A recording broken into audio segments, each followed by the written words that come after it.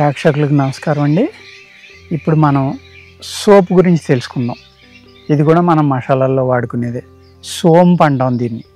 అర్థమైంది కదండి. మనం హోటల్స్కి వెళ్తే ఇస్తూ ఉంటారు, పిల్లలు చాలా ఇష్టంగా తింటూ ఉంటారు. దీన్ని పైన చక్కెర కోటింగ్ వేసి ఇస్తారు, వేపించిస్తారు, పచ్చిది ఇస్తారు. కానీ వేపించకుండా తినకూడదండి ఇది.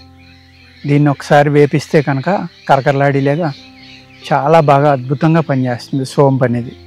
దీంట్లో ఒక చిన్న అద్భుతమైన చిట్కా చెప్తాను వినండి. ఇప్పుడు వేసవికాలం వెళ్ళిపోయింది అనుకోండి, కానీ కొన్ని గ్రంథాల్లో రాశారు సోపు గురించి. దాన్ని జాగ్రత్తగా వేపించి సమానంగా పటికి బెల్లం కలుపుకుని రెండు కలిపి సన్నటి చూర్ణం చేసుకుని ఈ సోపు ఏం చేయాలంటేనండి, వేపించిన తర్వాత ఒకసారి నలిపితే పై పొట్టు లాంటిది వచ్చేస్తుంది.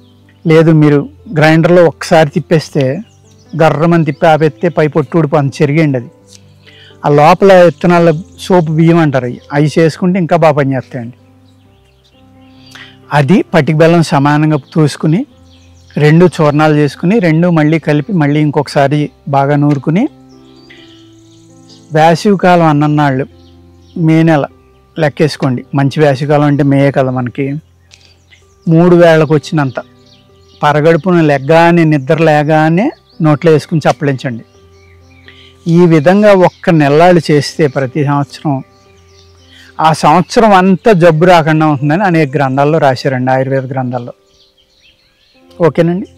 అంత అద్భుతమైన మూలిక, అంత అద్భుతమైన మసాలా దినుసు కానీ మన పోపుల పెట్టిలో వంటింట్లో ఉండే దినుసు ఇది. అందరికీ తెలుసున్నది, చాలా ఈజీగా చక్కగా.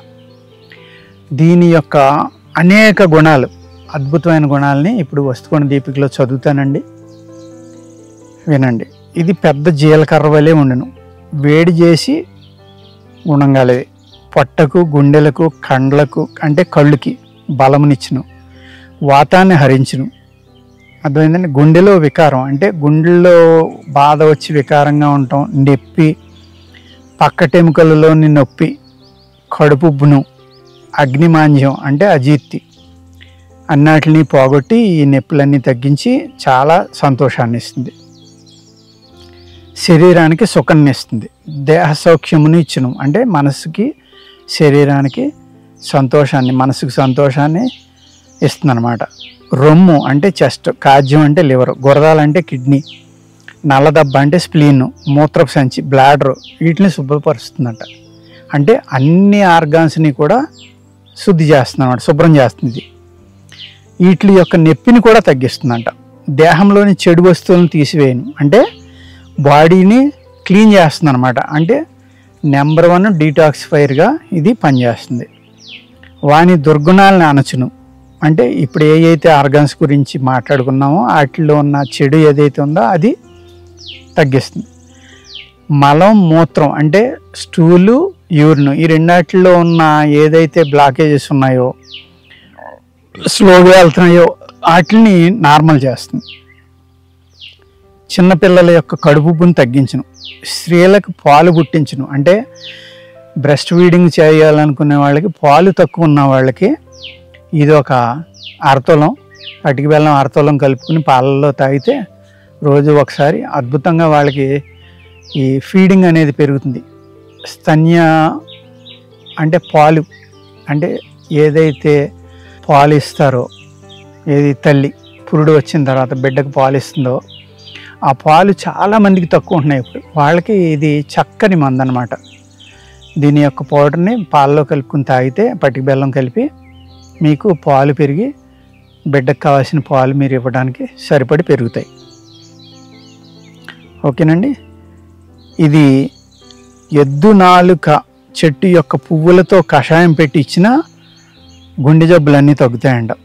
ముంతగుండె యొక్క జబ్బు అంటే హార్ట్, దాని అదురు పాల్పిటేషను, స్మారకం లేకపోవట, శృతపుట, దగ్గు, ఉబ్బసం, ఈ అన్నిటికి కూడా బ్రహ్మాండంగా పనిచేస్తుంది. ఈ వీటికి ఇచ్చి ఔషధాలు అన్నిటిలో కూడా దీని అనుపానంతో ఇస్తే, అన్నిటికంటే ఇంపార్టెంట్ ఏంటంటేనండి, సోపు బెస్ట్ క్యారియర్ కింద మేము ఆయుర్వేదంలో వాడతాం. దీనికి కషాయంతో ఏదైనా మందు ఇచ్చామనుకోండి, గంటలో పనిచేసేది నిమిషంలోనే పనిచేసేస్తుంది.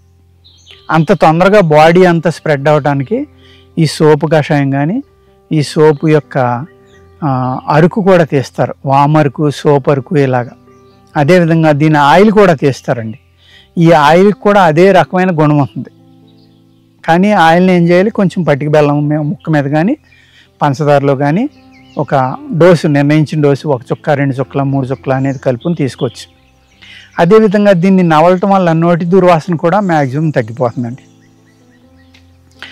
అంటే ఇది సోప్ని ఏం చేసేవారంటే పూర్వం అల్లం రసంలో నూరేవారు.